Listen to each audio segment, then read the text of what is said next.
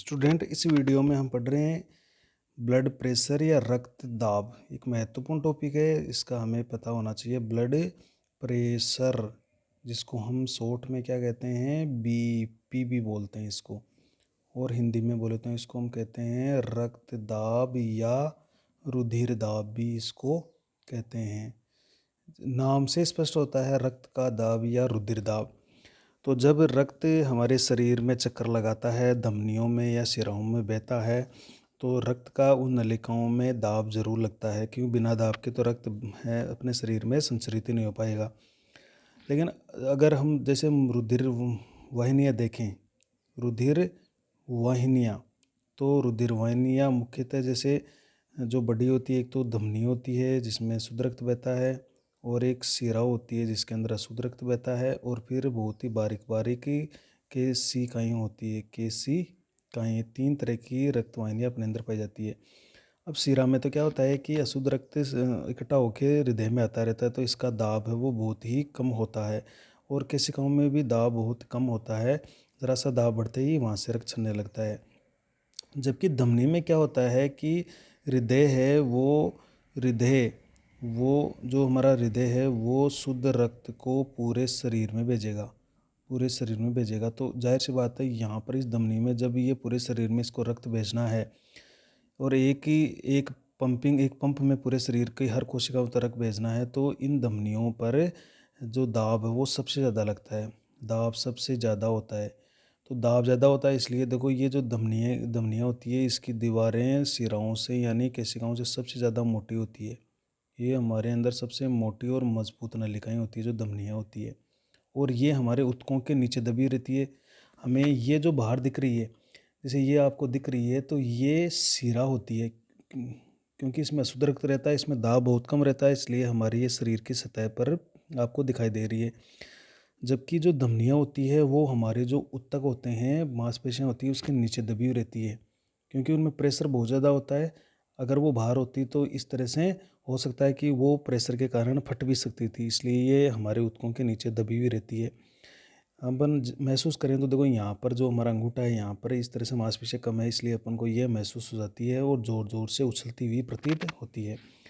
तो जो धमनी में रक्त का दाब वो सबसे ज़्यादा होता है, इसीलिए केवल हम रक्त जब दाब की बात आती है तो शिरा और केशिकाओं का दाब हमें नहीं देखते हैं, क्योंकि इसमें दाब बहुत कम होता है।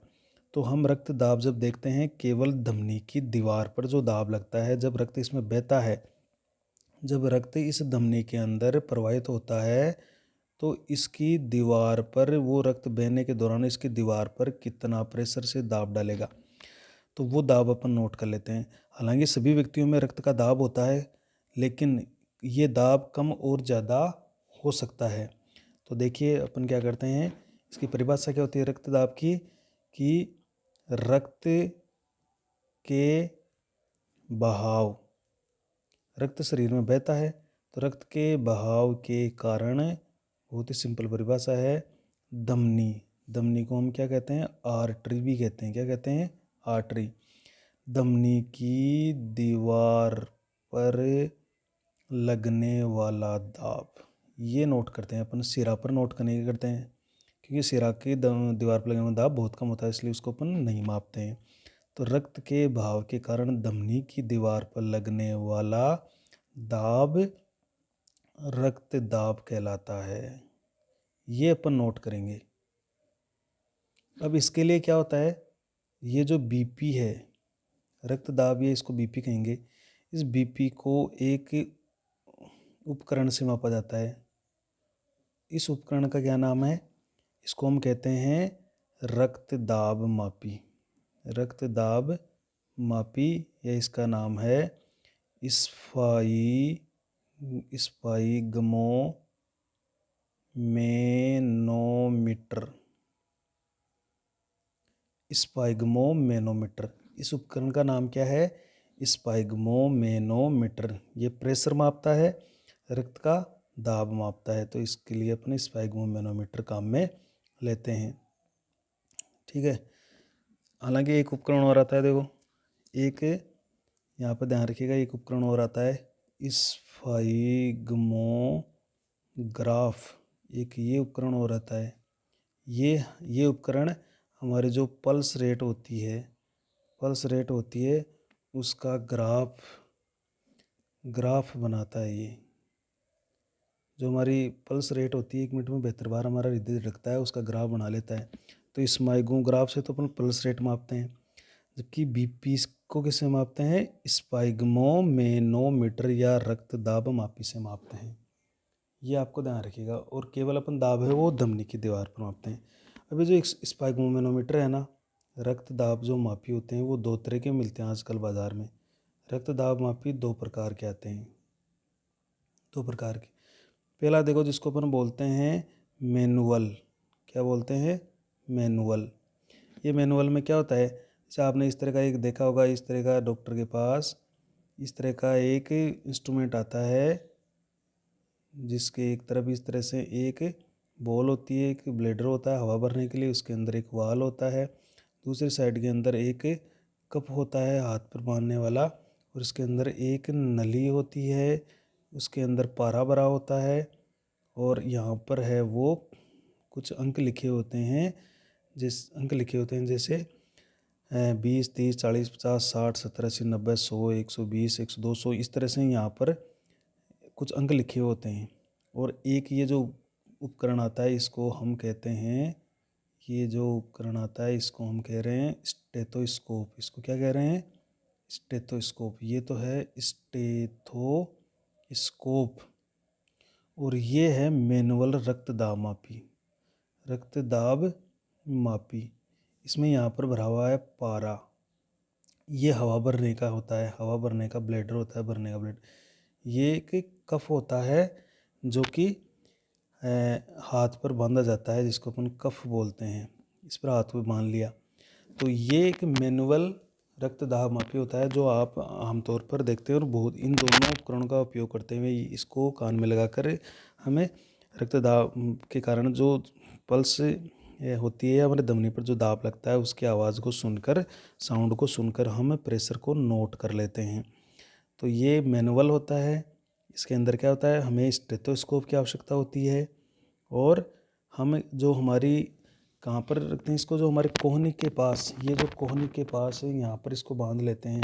और यहाँ पर एक आर्टरी होती है, ब्रेंकियल आर्टरी, उसको कप को बांध कर फिर हम इससे हवा भरते हैं। हवा भर के हम धमनी को एक बार पिचका देते हैं। मतलब हवा भर के हम क्या करेंगे? धमनी को इस तरह से पिचका देंगे। जैसे ये धमनी है, इसको इस तरह से पिचका देंगे। तो पिचकने से क्या होता है? एक बार रक्त रुक जाएगा, फिर धीरे धीरे वापस हवा को निकालेंगे तो एक जो ये धमनी वापस अपनी पूर्व स्थिति में आएगी, तो एकदम से इसकी दीवार पर जो दाब लगेगा उसको हम नोट कर लेंगे। तो सिस्टोलिक प्रेशर हम नोट कर लेते हैं, और डायस्टोलिक प्रेशर भी इससे अपन नोट कर लेंगे। तो इसमें जो साउंड उत्पन्न होती है, जो आवाज़ अपन सुनकर ये पता लगाते हैं, इस साउंड का एक बहुत ही स्पेशल नाम है कोरोटकोप साउंड। कोरोटकोफ साउंड। देखो, ये एक साइंटिस्ट हुए थे कोरोटकोफ, एक फिजिशियन थे, डॉक्टर थे, जिन्होंने ही सबसे पहले इस आवाज़ को शामिल किया था प्रेशर नोट करने में। तो इसको कोरोटकोप साउंड भी कहते हैं। दूसरे आजकल क्या आ गए हैं? डिजिटल आ गए हैं।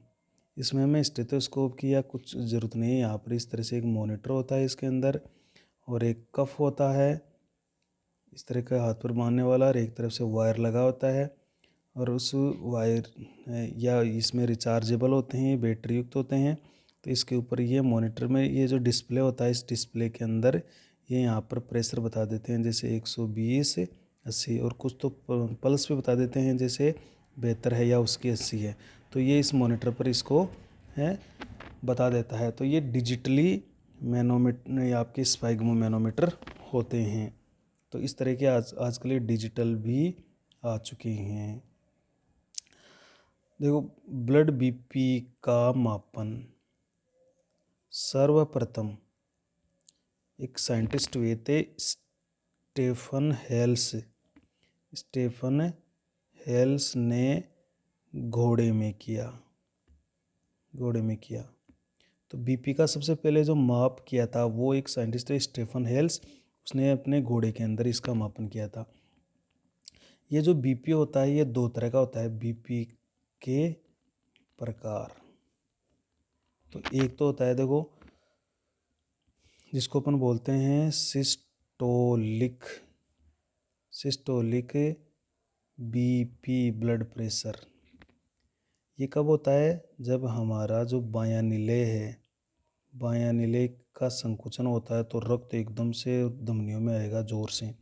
तो बाएं निलेय के संकुचन के दौरान धमनी की दीवार पर लगने वाला दाब होता है, ये लगने वाला दाब होता है, लगने वाला दाब होता है, और ये सबसे ज़्यादा होता है। और इसका मान जो होता है वो 120 mmHg यानी पारे के दाब के बराबर होता है।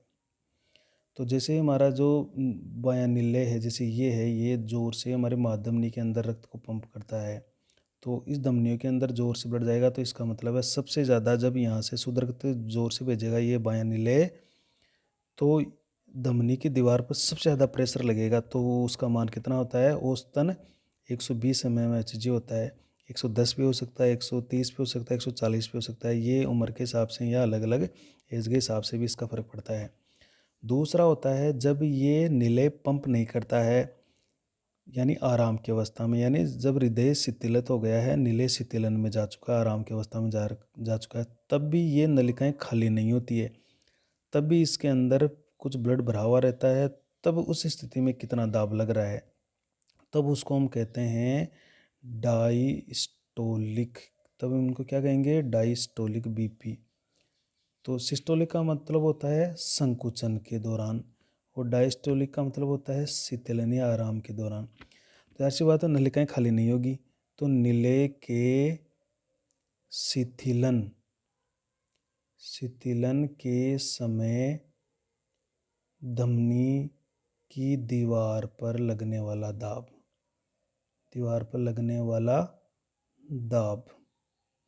अब निलेय जब शिथिलित रहेगा, आराम की अवस्था में रहेगा, तब भी धमनी के अंदर तो रक्त कुछ मात्रा में भरा हुआ रहेगा, लेकिन उसका दाब है वो बहुत कम रहेगा, इससे कम रहेगा, इससे ज़्यादा कभी नहीं होगा। तो उसका मान होता है, ये जो डायस्टोलिक बीपी प्रेशर, इसका मान होता है औसतन 80 mmHg। तो 80 mmHg। तो हम ब्लड बीपी कैसे देखते हैं? तो अपन बीपी ऐसा लिखते हैं, ऊपर लिखते हैं अपन सिस्टोलिक प्रेशर। क्या लिखते हैं? सिस्टोलिक बीपी लिखेंगे कि जब हृदय ने संकुचन किया, तब धमनी की दीवार पर, जब जैसे ये धमनी के अंदर जब एकदम से रक्त को संकुचन होगा हृदय का बायां निलेय, तो बहुत तेज़ी से रुधिर आएगा, तब इसकी दीवार पर सबसे ज़्यादा दाब लगेगा, वो 120 होता है। जब निलेय आराम की अवस्था में होता है तो भी धमनियों में कुछ मात्रा में ब्लड रहता है, तो उसके कारण से दाब लगता है, लेकिन वो कम लगता है। तो हम बीपी कैसे लिखते हैं? बीपी को ऊपर लिखते हैं सिस्टोलिक बीपी, और नीचे लिखते हैं अपन डायस्टोलिक बीपी। तब हम लिख देंगे 120/80, 120/80 mmHg यानी पारे के दाब के बराबर। तो हम बीपी को कुछ इस तरह से लिख देते हैं 120/80। 80/120 नहीं करना है, ऊपर सिस्टोलिक आएगा, नीचे वाला डायस्टोलिक आएगा। ये कब होगा? जब बायां निलेय संकुचित होगा, और ये जब निलेय है वो आराम की अवस्था में रहेगा या शीतलन की अवस्था में रहेगा। तो इस तरह से अपन ये औसत जो हमारा बीपी होता है वो 120/80 होता है। इन दोनों में देखो लगभग 40 का डिफरेंस रहता है, और ये 40 का डिफरेंस रहना चाहिए। जैसे मान लीजिए ये बढ़कर, अगर जैसे मान लीजिए ये बढ़कर 130 हो गया और नीचे वाला बढ़कर 90 हो गया, तो इसमें 40 का डिफरेंस ये रहना चाहिए, और एज के हिसाब से ये कम ज़्यादा होता रहेगा। तो ये तो है हमारा बीपी का नॉर्मल बीपी। बीपी को प्रभावित करने वाले कारक देख लेते हैं। बीपी को प्रभावित करने वाले कारक, बीपी को प्रभावित करते हैं, कौन कौन करते हैं? तो पहला देखो अपन आयु जिसको अपन एज कहते हैं, आयु भी हमारी प्रभावित करती है। यानी एज के साथ साथ जब आयु बढ़ती है तो बीपी भी बढ़ता है। क्यों बढ़ता है बीपी? क्योंकि धमनियों की जैसे जैसे आयु बढ़ती है, धमनियों की दीवार पर कई प्रकार के पदार्थ वो जमने लगते हैं। इन दीवारों पर जैसे कोई वसीय पदार्थ जमने लगते हैं, जिससे दीवारों का जो ये धमनियों का जो व्यास है वो कम हो जाता है। इसकी दीवारें मोटी हो जाती है, कठोर हो जाती है, ये इनमें लचीलापन कम हो जाता है और अंदर की जो जगह है वो अंदर की जगह है वो कम हो जाती है। अब रक्त तो इसके अंदर इसको आना है, तो इसमें अंदर जगह कम हो जाएगी तो इसकी दीवार पर ज़्यादा प्रेशर लगेगा। तो यही है कि आयु बढ़ने के साथ साथ खान पान से इनकी रक्त नलिकाओं में वसीय पदार्थ जम जाते हैं। अगर कोई ज़्यादा मात्रा में वसा खाता है, ज़्यादा मात्रा में नमक खाता है, तो कई सारे लवण, कई सारे वसीय पदार्थ इन दीवारों पर जम जाते हैं और ये दीवारें मोटी हो जाती है और अंदर की जो खाली जगह है वो कम हो जाती है। अब रक्त आएगा तो इस दीवार पर ज़्यादा प्रेशर लगेगा और उसे हम कहते हैं कि बीपी बढ़ गया है।